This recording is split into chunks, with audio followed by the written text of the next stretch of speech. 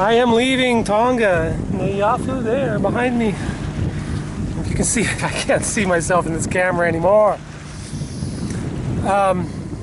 Heading towards New Caledonia. I'm going to anchor tonight out here in one of the outer anchorages close to the pass, and then first thing in the morning head offshore towards Noumea in New Caledonia. I've been here 5 weeks in Tonga.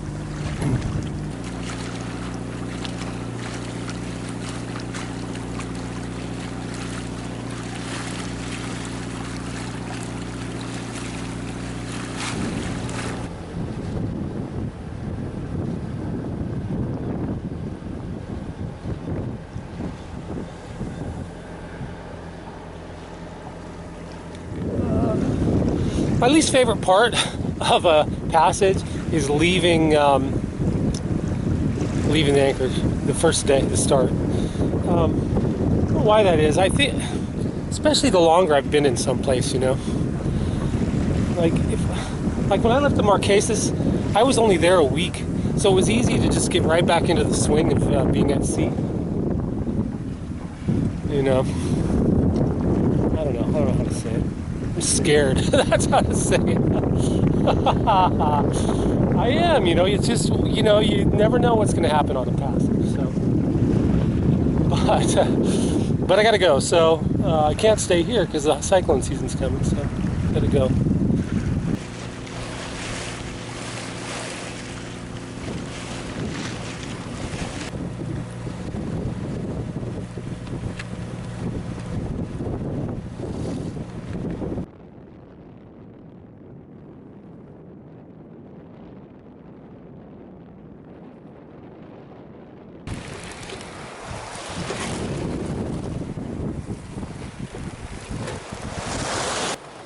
Oh, it's great!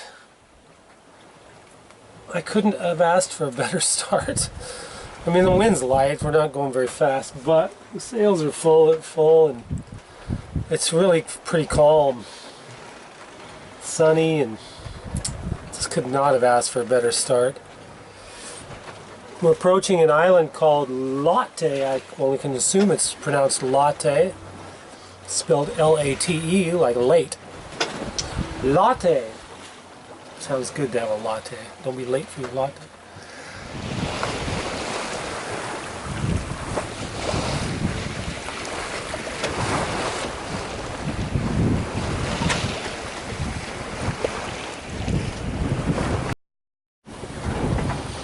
Day 2. It's about 7 a.m.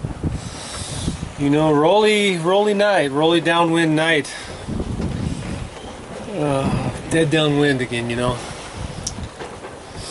It'd be great sailing if it wasn't dead downwind, you know, if I could fall off a little bit and put it on the quarter, I'd be, yeah, it would have been great sailing, but with this dead downwind, man, that sail bangs, and it's noisy and rolly, and so, but we survived it. I did get some sleep, a little bit of sleep. I probably got 4 hours of sleep or something, so that's pretty good, you know, first night out. So I can't really bitch about that, though I always do.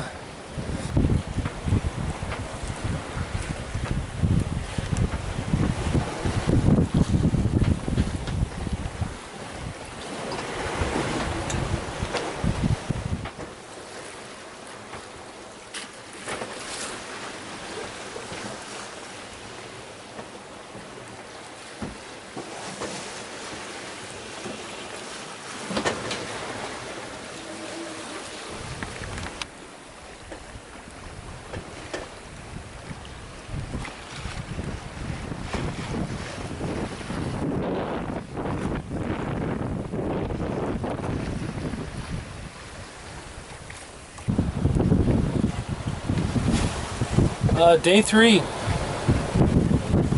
I slept, man. I slept.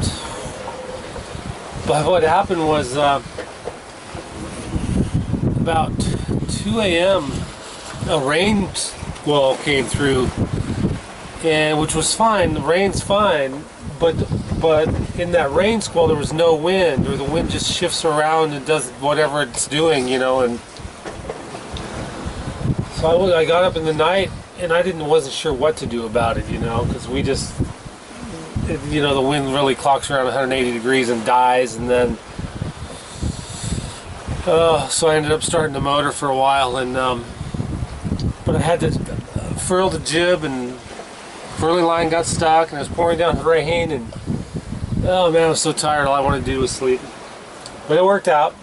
Eventually the wind came back. I ran the motor for a little while, and then the wind came back, and we're sailing more north than I want to right now. We're sailing actually right towards the Fijian Islands. I want to go around them to the south, so I'm going to jibe here in a while. But oh, I slept. It's a beautiful morning, and it's cloudy and gray, and it's just beautiful. I don't know how to say it. It's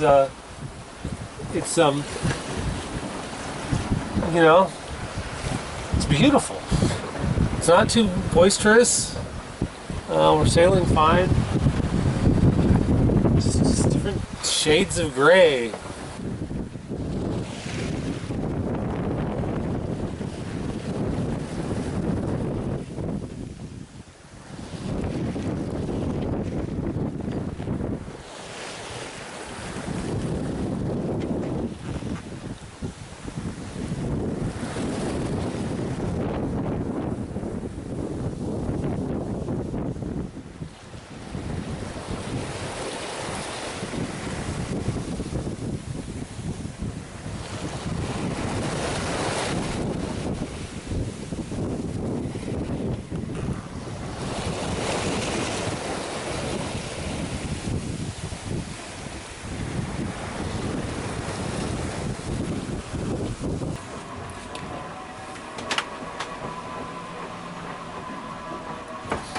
I'm just, still day 3.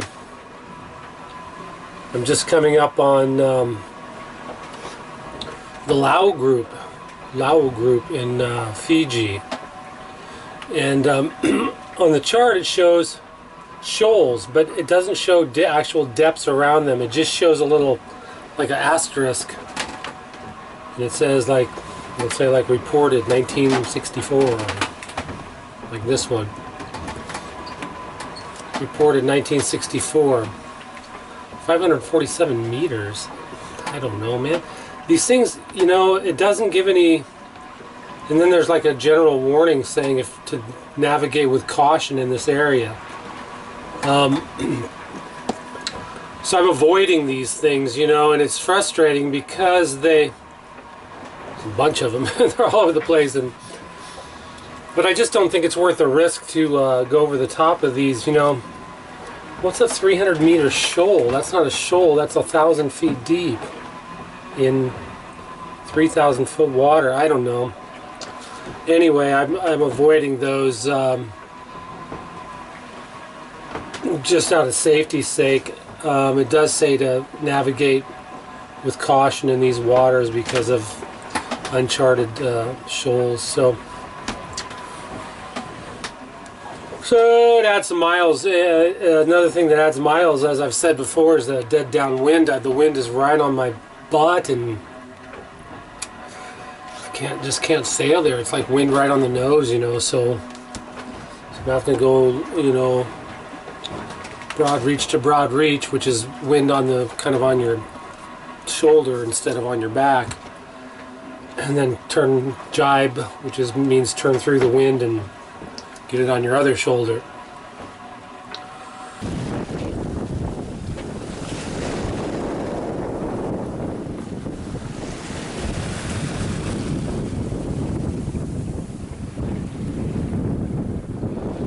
Somewhere out here is the floating pumice raft.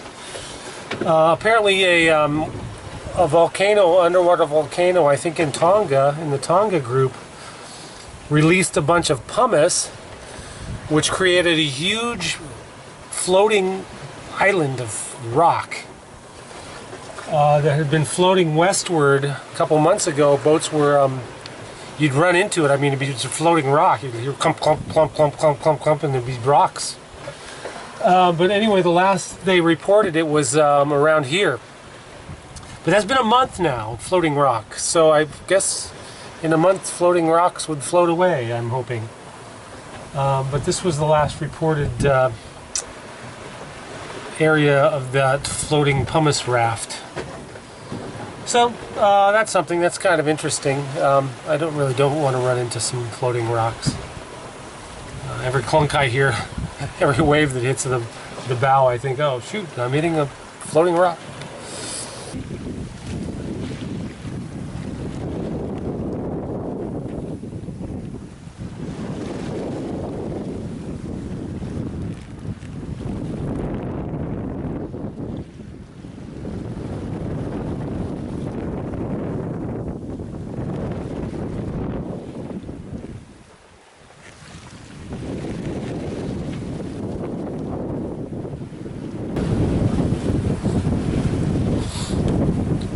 It's the morning of day 4.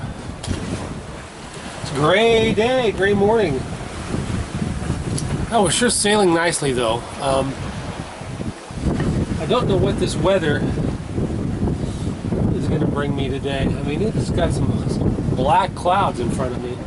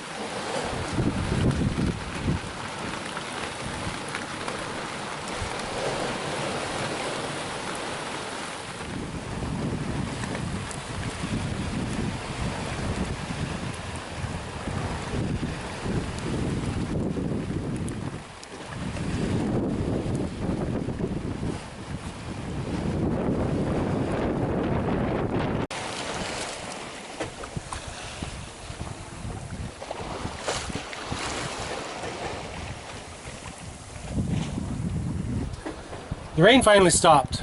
The winds come down too. Behind me is Totoya Island, not Toyota. Totoya Island in the Fiji Islands, southeast of Suva, about 100 miles. And then ahead off the starboard bow is Matuku. Totoya. I think those names are right. Anyway, the wind's light and the seas are calm and it's really nice. We're finally able to sail towards our destination for the first time on this trip. The wind is not directly astern, so albeit slowly, we're only doing 4 knots or so, but still it's nice to be sailing on a good course and with the sails fairly full. They only bang a little bit every once in a while. Totoya.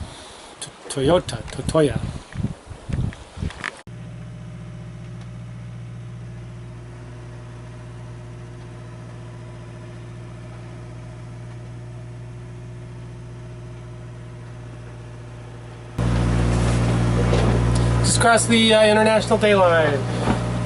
It's out south of Fiji.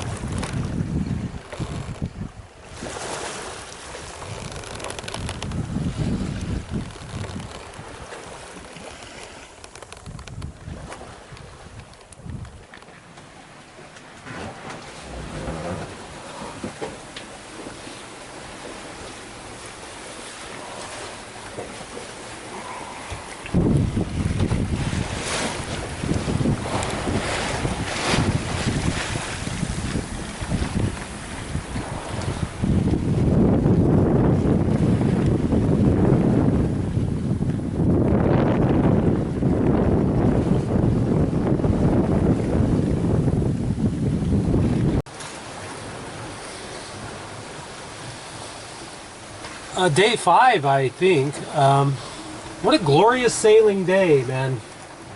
It's overcast.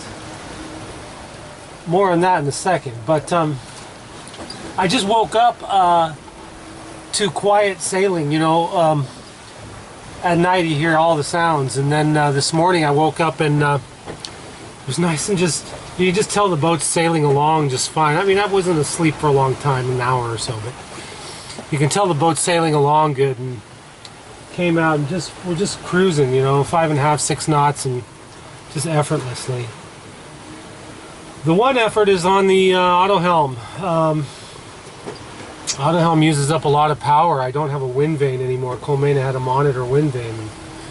Without the wind vane, boy, I'm just using up a lot of power to steer with the auto helm, and so my solar panels can't keep up, especially when it's overcast.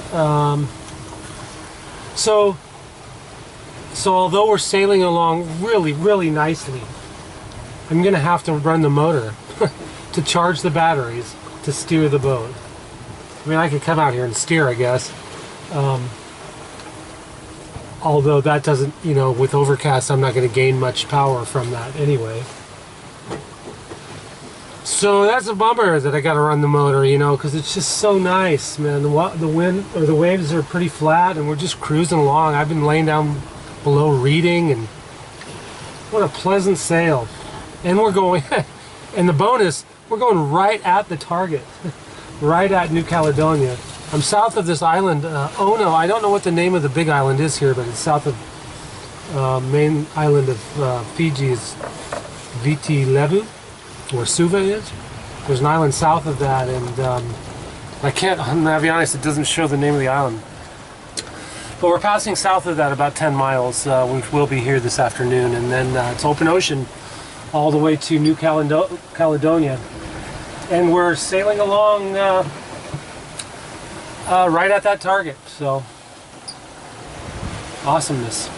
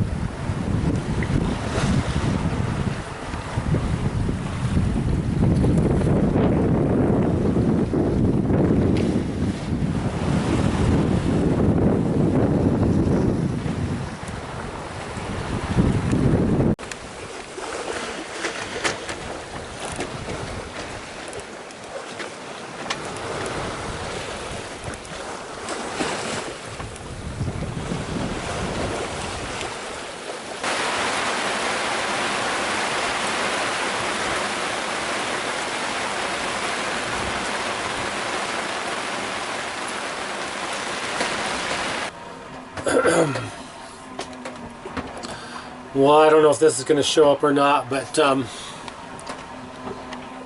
it's 2:20 in the morning, 2:21 in the morning, and I woke up, I could just hear the boat just flying, just screaming, going way too fast, or not going way too fast, but going really fast, and we're going through this squall line, or this trough between two systems, and I don't know if this is just a squall or if this is more than that, but the wind's supposed to clock around tomorrow to the south, but Jesus, 7.2, 7.4. I mean, I know we can go, you know, of course the boat can handle it, but it just sounds like something's going to break, and it's just stressful. It's not conducive to sleep. It's 2:20 in the morning.